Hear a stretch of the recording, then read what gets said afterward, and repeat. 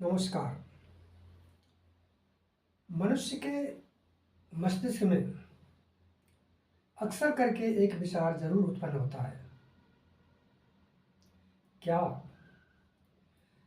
गृहस्थ में रह करके आत्मबोध यानी आत्मज्ञान को प्राप्त किया जा सकता है? ये प्रश्न बहुत ही महत्वपूर्ण है और निश्चित रूप से उठना भी चाहिए। जो व्यक्ति ब्रह्म को प्राप्त करता है वह भी इस ग्रस्त जीवन से ही निकल के जाता है। तो प्रकृति ने ऐसा कोई सिस्टम नहीं बनाया कि ग्रस्त में रह करके आत्मबोध को प्राप्त ना किया जा सके। इसी तरह के बहुत सारे प्रश्न, उनके जवाब हमारे वेदों में और उपनिषदों में मिलते हैं। अब आज मैं जिस उपनिषद की व्याख्या करने जा रहा हूँ उसमें मनुष्य जीवन को मुक्त करने का एक उपाय दिया हुआ है। हम कैसे ब्रह्म ज्ञान प्राप्त करें, वो सारी चीज़ें इस उपनिषद में दी गई हैं।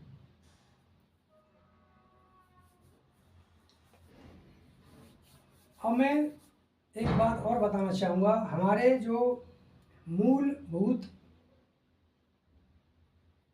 धार्मिक ग्रंथ हैं, वेद और उपनिषद, इनके बारे में पाश्चात्य देशों के विद्वान, वेस्टर्न कंट्रीज़ के जो विद्वान हैं, उन्होंने बड़ी अच्छी राय दी है।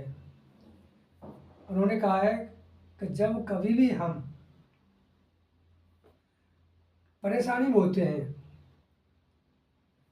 धार्मिकता से विमुख होते हैं, तो हिंदू धर्म के ग्रंथों को पढ़ते हैं, जिनमें से हैं शोपेनहावर एक विद्वान रहे हैं, जिन्होंने बताया है कि मृत्यु के भय से बचना और मृत्यु की तैयारी करना, सत्य को जानना, ये उपनिषदों से ही पाया जा सकता है। ये उन्होंने लिखा है। इसी तरीके से दूसरे विद्वान हैं श्री ह्यूम, जिन्होंने डोगमास ऑफ बुद्धिज्म एक पुस्तक लिखी थी। ये डोगमास ऑफ बुद्धिज्म बहुत अच्छी पुस्तक है। तो उन्होंने भी हमारे उपनिषदों के बारे में कहा है, शांतिमय विद्या जो उपनिषदों में मिलती है वैसी और कहीं नहीं मिलती। यानी हमारे जो धार्मिक ग्रंथ हैं वो कितने इम्पोर्टेंट हैं। और दूसरे हैं प्रोफेसर जी आर्क, इन्होंने एक पुस्तक लिखी है, इज गॉड नोएबल, क्या परमात्मा को जाना जा सकता है? ये उनकी एक पुस्तक है। उन्होंने भी हमारे धार्मिक ग्रंथों के बारे में क्या कहा है, मनुष्य की आत्मिक, मानसिक, सामाजिक गुत्थियों को केवल उपनिषदों के द्वारा सुलझाया जा सकता है। ये उनका कहना है। तो देखिए, इस जीवन की आपाधापी में हम व्यस्त हैं निश्चित रूप से, लेकिन हमारे धार्मिक ग्रंथ, इनका ज्ञान होना बहुत ज़रूरी है। और यही ध्यान करके मैंने सोचा कि क्यों न इनको छोटे छोटे टुकड़ों में करके, छोटे छोटे वीडियो बना करके मैं आप लोगों के सामने रखूं। ऋग्वेद को 21 शाखाओं में विभाजित किया गया है। यजुर्वेद को 109 शाखाओं में विभाजित किया गया है। सामवेद को 1000 शाखाओं में विभाजित किया गया है और अथर्ववेद को 50 शाखाओं में विभाजित किया गया है। तो इस तरीके से सबको मिला करके 1180 शाखाएं होती हैं और हर शाखा से एक उपनिषद तैयार किया गया है। तो इस तरीके से 1180 उपनिषद होते हैं। ज्ञान खंड के अंदर करीब 200 उपनिषदों का वर्णन किया गया है और यहाँ हम 108 उपनिषदों की व्याख्या करेंगे, क्योंकि 3 खंडों में उपनिषदों को जो विभाजित किया गया है उनमें टोटल 108 उपनिषद हैं। अब उपनिषदों का समय काल, इनको कब लिखा गया, तो सबसे पहले जो प्रारंभिक काल है वो हमारा है 800 से 500 ईसा पूर्व। तो उस समय पर जो उपनिषद लिखे गए थे वो हैं हमारे बृहदारण्यक उपनिषद, छांदोग्य उपनिषद, ऐतरेय उपनिषद, कंठो उपनिषद। इन उपनिषदों को प्रारंभिक उपनिषद कहते हैं।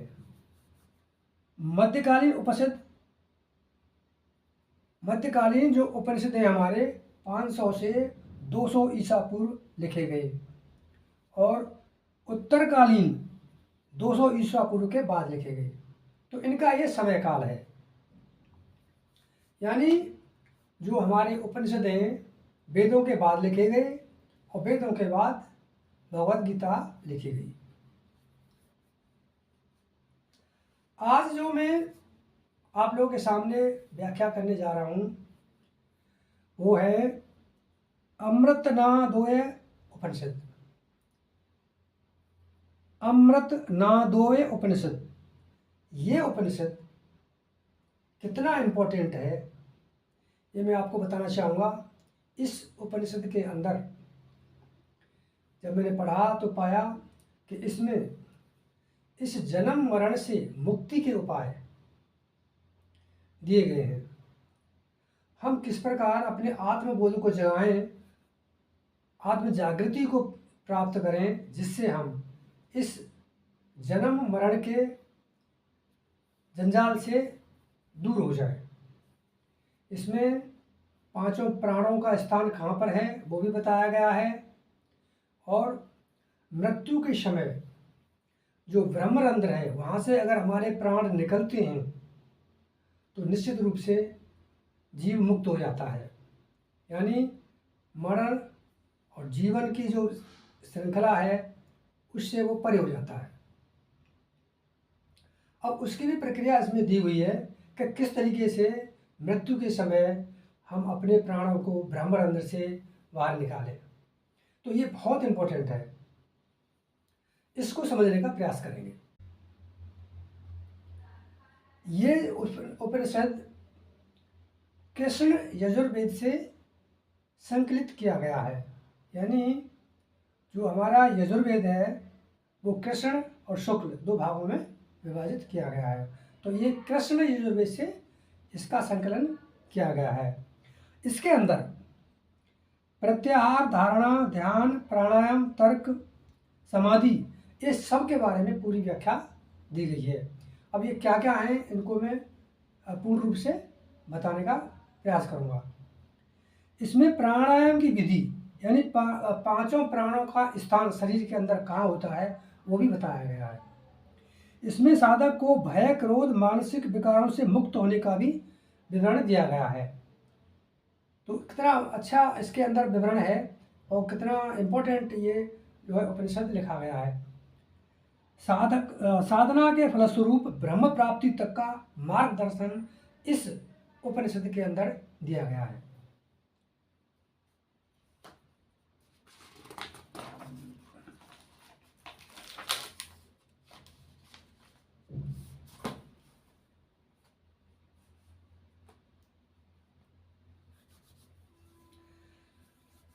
इस उपनिषद के अंदर जो मुख्य बात कही गई है कि हमारे जो प्राण हैं वो हमारी 5 ज्ञानेंद्रियों से जो हमारा शरीर दूषित होता है, मन दूषित होता है, तो उस दूषित मन को, शरीर को स्वस्थ करने के लिए क्या उपाय किए जाएं वो सब इसमें दिया हुआ है। अब इस उपनिषद के अंदर जो बताया गया है कि ओंकार नाम के ऊपर प्राणों को सवार करके अगर हम अपनी यात्रा करते हैं तो ब्रह्म तक पहुंच सकते हैं। अब ये क्या है ओंकार नाद यानी पर ब्रह्म, उसका ध्यान रहे। हर वक्त हम अपने पर ब्रह्म का ध्यान रखें और स्मरण करते रहें तो हम पर ब्रह्म को पा सकते हैं।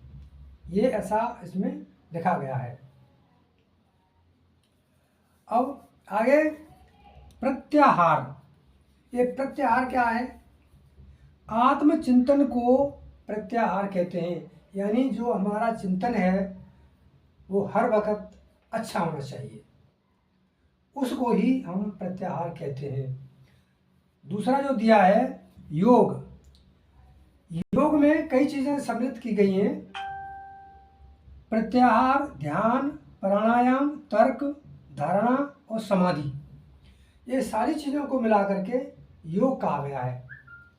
अब इनको अलग अलग तरीके से व्याख्या किया गया है, वो मैं बताऊंगा। सबसे पहले ध्यान। ध्यान में जब हम बैठते हैं तो बताया गया है कि अपनी सांसों पर हमारा ध्यान रहना चाहिए। सांसों पर ध्यान देने से हमारा जो अंदर से मन है वो स्वस्थ होने लगता है।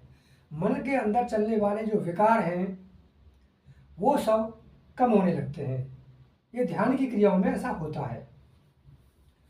दूसरा है प्राणायाम। प्राणायाम के अंदर देखो, ध्यान में हम सिर्फ सांसों को देखते हैं, उन पर ध्यान देते हैं, लेकिन प्राणायाम के अंदर हम उन्हीं सांसों को ध्यान देने के साथ साथ उनमें थोड़ा सा बदलाव करते हैं, जिसमें 3 क्रिया दी गई है। पूरक। पूरक क्रिया में सांस को हम ऊपर की ओर खींचते हैं और उसको बहुत धीमी तरीके से ऊपर खींचना चाहिए, यानी अपने को जोर लगाने की ज़रूरत नहीं होती है। तो ऊपर की ओर जो सांस हम खींचते हैं वो एक धीमी प्रक्रिया होनी चाहिए, जिसे हम पूरक क्रिया कहते हैं। दूसरी क्रिया है कुंभक। कुंभक में हम अपनी सांसों को कुछ समय के लिए रोकते हैं। और फिर इसके बाद आती है रेचक। रेचक क्रिया में हम सांसों को धीरे धीरे छोड़ते हैं। तो ये तीनों जो क्रियाएं होती हैं इनको मिला करके ही प्राणायाम कहा गया है। प्राणायाम एक बहुत ही महत्वपूर्ण प्रक्रिया है। इसको करने से पहले इसको समझना बहुत ज़रूरी है। जब हम सांसों को ऊपर खींचते हैं, रोकते हैं और छोड़ते हैं तो ध्यान रखें कि हमारे शरीर पर कोई तनाव ना हो, स्थिर अवस्था हो और कोई ऐसी कष्ट महसूस ना हो। यानी हम ज़बरदस्ती सांसों को ज़्यादा ऊंचाई तक ना खींचें, ज़्यादा देर तक ना रोकें और रिलीज करने में भी आसानी से होना चाहिए। तो इसको ध्यान रखने की ज़रूरत है कि अपने शरीर के मुताबिक, हर व्यक्ति की शरीर की प्रक्रिया अलग अलग होती हैं, वो उसके हिसाब से धीरे धीरे अपनी इस प्रक्रिया को करें। और इसमें क्या है, एक बताया गया है, हमारी साइंस भी कहती है कि 1 मिनट के अंदर हम 15 से 16 सांस लेते हैं, यानी हर सांस करीब 4 सेकंड की होती है। जब हम प्राणायाम की क्रिया करते हैं तो अपनी इस सांसों के ड्यूरेशन को थोड़ा सा बदल सकते हैं, तभी तो हमारा प्राणायाम होगा। यानी 4 सेकंड में जो हम सांस लेते हैं, हमारा सांस का जो ड्यूरेशन 4 सेकंड का, उसको 6 सेकंड, 8 सेकंड, 9 सेकंड जो भी करना चाहते हैं आपके शरीर की क्षमता के हिसाब से करें। तो ये हमारा प्राणायाम होता है। अब अगला है धारणा। पापों व कुसंस्कारों को दूर किया जाता है। अब धारणा का भी इसमें दिया गया है। धारणा से, अब हमारी धारणा क्या होती है? धारणा हम जानते हैं कि मस्तिष्क के अंदर पहले से जो निर्धारित कर लेते हैं, कोई धारणा बना लेते हैं, तो वो धारणा हमारी शुद्ध होनी चाहिए, ये जरूरी है।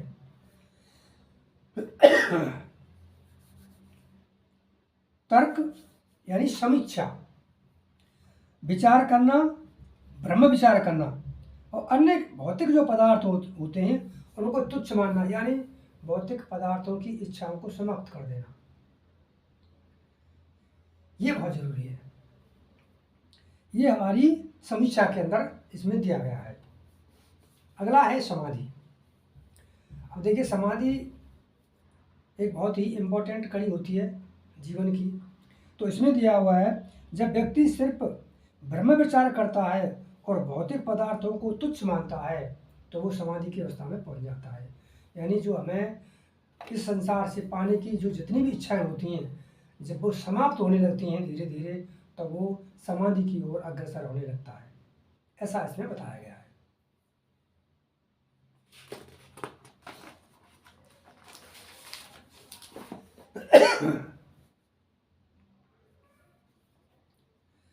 अब देखिए आगे जो दिया गया है कि हम अपने प्राणों को ब्रह्मरंध्र से किस तरह से निकालें जब हमारी मृत्यु होती है, उसका एक इसमें तरीका बताया गया है जो बहुत ही इम्पोर्टेंट है। वायु का प्रवेश मार्ग हृदय है और इससे ही प्राण सुषुम्ना के मार्ग में प्रवेश करते हैं। सबसे ऊपर ब्रह्मरंध्र है जो मुख्य द्वार है, इसे सूर्य मंडल भी कहा गया है।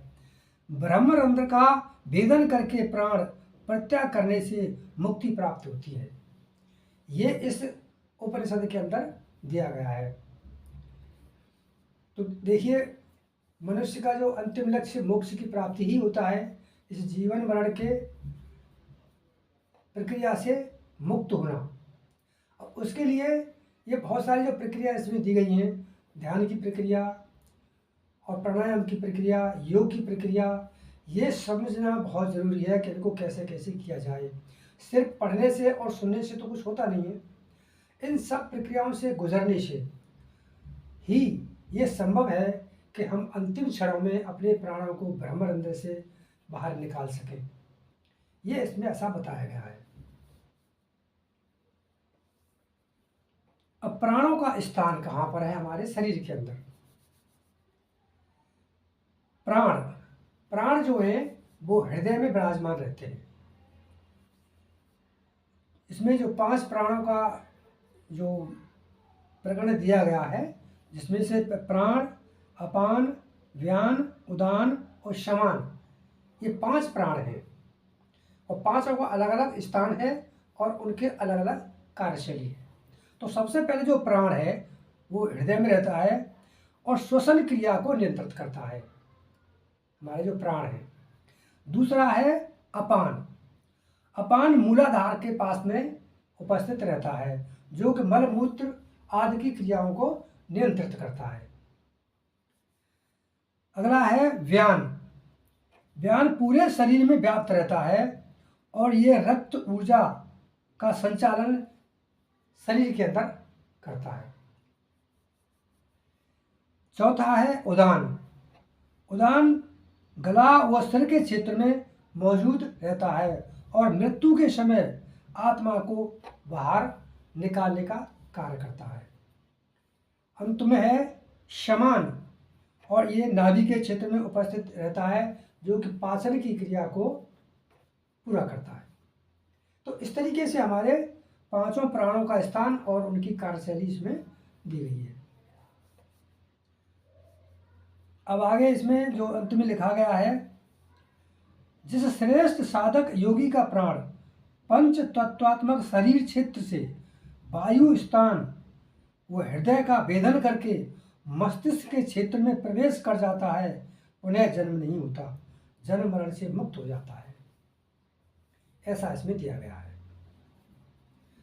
तो आप सब ने जो ये सुना, मैं इसी तरीके से आगे आने वाले उपनिषदों के बारे में एक एक करके आपको बताने का प्रयास करूँगा और मेरा प्रयास यही रहेगा कि मैं ठीक तरीके से सूक्ष्म रूप में ये सारे उपनिषद और वेदों का ज्ञान आपके सामने रख सकूं। धन्यवाद।